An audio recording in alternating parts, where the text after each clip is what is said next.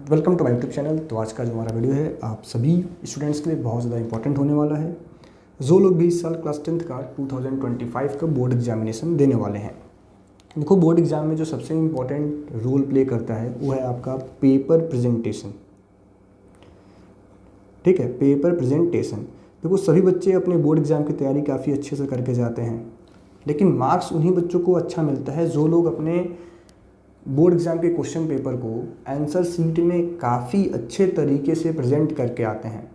ठीक है, अगर आप अच्छे से प्रेजेंट नहीं करोगे, मानो आपको कोई क्वेश्चन बहुत अच्छे से आ रहा है बट अगर आपने उसका आंसर सही तरीके से नहीं लिखा, आपने ऐसे लिख दिया कि एग्जामिनर कन्फ्यूज़ हो जाए, तो फिर आपको मार्क्स मिलने वाले नहीं हैं। तो कहीं ना कहीं आपके बोर्ड एग्ज़ाम में आपको आंसर राइट करना काफ़ी अच्छे से आना चाहिए। और यह कह लो एक बहुत बड़ा डाउट होता है जो बहुत सारे बच्चों के मन में भी होता है कि हमें अपने क्वेश्चन पेपर में आंसर को कैसे अटेम्प्ट करना चाहिए, हमें अपना क्वेश्चन पेपर कैसे अटेम्प्ट करना चाहिए। तो आज के वीडियो में हम लोग क्लास 10th के मैथ्स का एक टॉपर का आंसर शीट आपके साथ डिस्कस करेंगे कि आखिर एक टॉपर बच्चे ने कैसे अपना क्वेश्चन पेपर अटेम्प्ट किया है। देखो सबसे पहले जो हमारा MCQ पार्ट आता है उसने क्या किया कि सबसे पहले उसने मेंशन किया है सेक्शन A, यानी मैं सेक्शन A अटेम्प्ट करने वाला हूँ। फिर देखो उन्होंने बताया क्वेश्चन नंबर 1 का ऑप्शन बी सही है और वहाँ पे उसने ऑप्शन भी मेंशन कर दिया कि इन्फिनिटी। 2 का उसने ऑप्शन डी सही लिखा और साथ ही साथ जो ऑप्शन दे रखा है ना उस ऑप्शन को भी लिख दिया।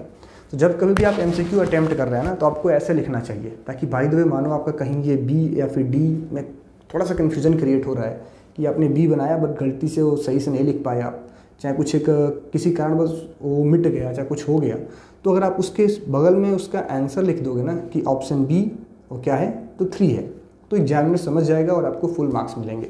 तो कभी भी आप MCQ अटेम्प्ट कर रहे हो तो इस तरीके से आपको MCQ अटेम्प्ट करना है कि जो ऑप्शन सही है वो ऑप्शन भी लिखना है और उस ऑप्शन में क्या कुछ दिया गया है उसको भी मेंशन कर देना है। एक और अब पॉइंट आप यहाँ नोटिस करेंगे कि देखो बच्चे ने क्या लिखा कि क्वेश्चन नंबर 3 का ऑप्शन A 7, बट उसको बाद में रियलाइज़ हुआ कि वो गलत है तो उसने एक सिंगल क्रॉस मारा ऐसे। बाकी बहुत सारे बच्चे क्या करते हैं कि उसको ऐसे मल्टीपल क्रॉस करेंगे ताकि देखने में थोड़ा गंदा सा लगने लगेगा। ठीक है, तो जब आप इतने सारे क्रॉस मारोगे ना तो एग्जामिनर का नज़र बार बार वहीं पड़ता है और उसको थोड़ा सा वो कह लो लगेगा यार इसने क्या कर रखा है। ठीक है, बट अगर आप एक सिंगल सा क्रॉस लाइन मारोगे कि सर ये गलत है, बगल में आपने उसका सही आंसर मेंशन कर दिया है। ठीक है, तो कभी भी आपको पेपर में आपको कुछ मिस्टेक हो जाए तो आप एक सिंगल क्रॉस ऐसे लगाओ। ठीक है, अगला देखो उसने काफ़ी अच्छे से मेंशन कर रखा है, सभी ऑप्शंस को दिया हुआ है और सबके बगल में उसका आंसर मेंशन है। ठीक है, तो ये एक काफ़ी अच्छा और नीट क्लीन पेपर है। तो ऐसे ही आपको अपना क्वेश्चन पेपर अटेम्प्ट करना है। ठीक है, देन देखो अब चाहो तो बगल में आप यहाँ पे अगर आपको कुछ रफ़ करना है तो आप रफ़ वर्क लिख के यहाँ बगल में रफ़ कर सकते हो, या फिर आप बैक साइड में पेपर अपना रफ़ वर्क परफॉर्म कर सकते हैं। दोनों आपके ऊपर डिपेंड करता है। ठीक है, देखो उसने असर्शन और रीजन वाले क्वेश्चन में भी क्या लिखा है कि assertion A is true but reason R is false, फिर असर्शन A इज़ ट्रू, देखो पूरा का पूरा डिटेल में मेंशन कर रखा है। तो मार्क्स कटने के कहीं से कोई चांस ही नहीं छोड़ा है। ठीक है, फिर उन्होंने अगला सेक्शन स्टार्ट किया है सेक्शन B, तो उसको भी काफ़ी अच्छे से मेंशन किया है। तो जब भी आप सेक्शन A कंप्लीट कर लें, सेक्शन B स्टार्ट करने वाले हैं तो वहाँ पर आप मेंशन कर दें कि सेक्शन B का मैं क्वेश्चन अटेम्प्ट कर रहा हूँ। देखो सेक्शन बी का जो पहला क्वेश्चन 21 पूछा गया है उसमें 2 पॉइंट्स दिए गए हैं। पॉइंट P हमें फाइंड करना है, तो उसने क्या लिखा कि let the coordinate of point P which divides this. ठीक है, फिर उसने P को फाइंड करके अपना आंसर यहाँ पे मेंशन कर दिया। तो उसने लिख दिया ना P divides internally in the ratio, फिर उसने लिखा बाई सेक्शन फार्मूला, तो यहाँ सेक्शन फार्मूला भी उसने मेंशन किया है। देखो जब ये सब चीज़ें आप मेंशन करते हो ना मैथ्स में, खास करके जब आप मैथ्स में अपने क्वेश्चन में जो आप फार्मूला यूज करने वाले हो उस फार्मूले को आप मेंशन करते हो तो आपको 1 मार्क्स तो यहीं से मिल जाने हैं सिर्फ और सिर्फ फार्मूले के स्टेप मार्किंग में। 1 मार्क्स या फिर हाफ मार्क्स तो आपको फार्मूले के लिए मिल जाना है। ठीक है, कि हमने इस पर्टिकुलर क्वेश्चन में ये फार्मूला अप्लाई किया है। ठीक है, देन देखो क्वेश्चन 22 है जिसमें उसको प्रूफ करना था, उसने गिवन लिखा फिर टू प्रूफ लिखा। ये सब चीज़ें आपको लिखनी चाहिए और ज़रूरत पड़े तो आप डायग्राम भी बनाना ना भूलें। जितना ज़्यादा आप डायग्राम वर्क करोगे ना उतने अच्छे मार्क्स मिलते हैं, लेकिन जहाँ ज़रूरी हो, ऐसा नहीं कि आप हर क्वेश्चन में डायग्राम बना दे रहे हैं जहाँ ज़रूरी नहीं भी है।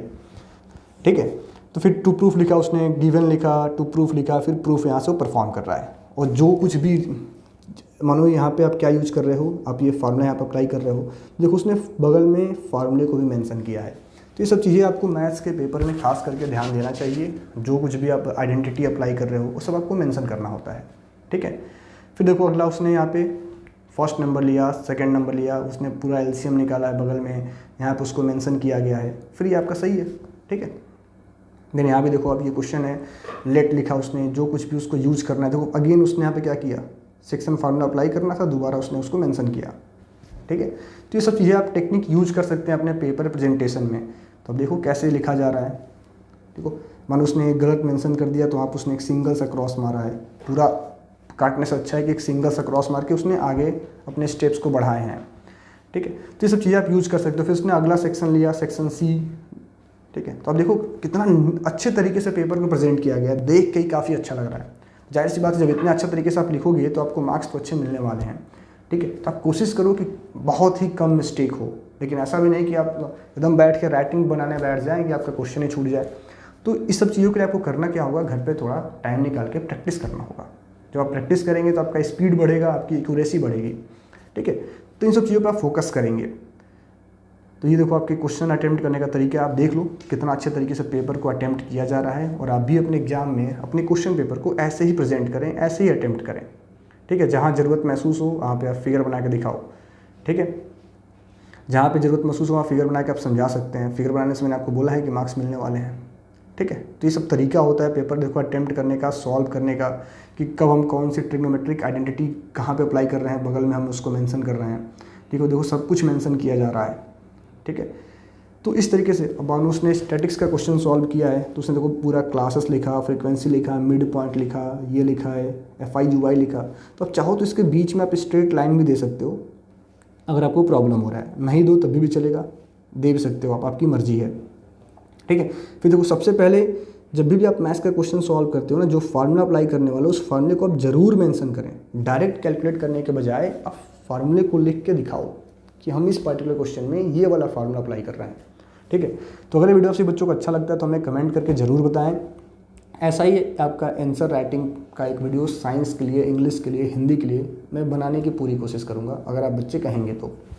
ठीक है, फिर देखो आपके हाइट एंड डिस्टेंस का क्वेश्चन है तो उसने पूरा अच्छे तरीके से हाइट एंड डिस्टेंस का पहले फिगर बनाया, देन उसको सॉल्व किया है। ये सब करोगे तो एग्जामिनर आपको मार्क्स काफ़ी अच्छा देगा। अगर थोड़ा सा आपका कैलकुलेशन मिस्टेक हो भी जाता है तो आपके मार्क्स थोड़े बहुत काटे जाएंगे।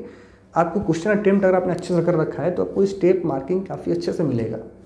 ठीक है, तो इन सब चीज़ों का आप बच्चों को ध्यान रखना है। तो आशा करते हैं वीडियो आपसे बच्चों को अच्छा लगा होगा। बाकी देखो उसने ग्राफ वर्क किया है, तो देखो ग्राफ जो पेपर था उसको जिसने यूज़ नहीं किया है तो एक सिंपल सा एक क्रॉस मार कर छोड़ दिया, ऐसा नहीं कि उसको काट कूट के पूरा ऐसा लिख रहा है। ठीक है, बाकी देखो इसने ये क्वेश्चन सॉल्व किया पूरा फिगर बना के। तो इस तरीके से आप अपना पेपर अटेम्प्ट करें तो वाकई आप बच्चों को काफ़ी अच्छा मार्क्स मिलेगा। तो आशा करते हैं वीडियो आपसे बच्चों को समझ में आया होगा। ठीक है, देखो जब भी आप नया सेक्शन स्टार्ट कर रहे हो तो सेक्शन का नाम जरूर मेंशन करें। ठीक है, और कोशिश करें कि नया सेक्शन आप नए पेज से स्टार्ट करें। ठीक है, तो ये आपके पूरा देखो ये क्वेश्चन थे, इनका सॉल्यूशन था, हर एक फार्मूला मेंशन है। तो जाहिर सी बात है जब आप सही से लिखोगे तो मार्क्स तो आपको मिलेंगे ही मिलेंगे। ठीक है, तो मिलते हैं फिर नेक्स्ट वीडियो में जिसमें आपको other question paper English, Hindi, science के बारे में बताया जाएगा कि आखिर आप उनको कैसे अटेम्प्ट कर सकते हो। Thank you. ठीक है, देखो इसने ये प्रोबेबिलिटी वाले क्वेश्चन किए हैं तो हर एक को कितना डिटेल में मेंशन किया है। तो जाहिर सी बात है एग्जामिनर जब इतना अच्छे से आप प्रेजेंट करोगे तो आपको मार्क्स तो मिलने वाले ही हैं। Thank you.